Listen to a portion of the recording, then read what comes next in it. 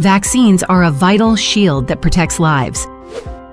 But did you know that even a slight change in storage temperature can make them ineffective?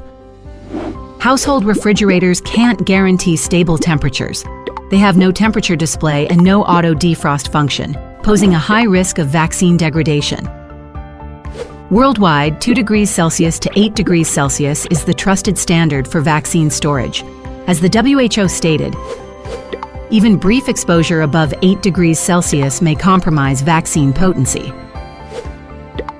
Haier Biomedical's pharmacy refrigerators are designed specifically for storing pharmaceuticals and medical samples, maintaining optimal storage conditions with innovative technology to keep internal temperatures stable. They feature high-precision sensors and microprocessor control, with a temperature range of between 2 degrees Celsius and 8 degrees Celsius, and uniformity within plus or minus 1.5 degrees Celsius to prevent freezing of stored items. Built-in alarms for over-temperature, door ajar, and power failure provide extra protection for stored items, while a USB port lets users export data with ease.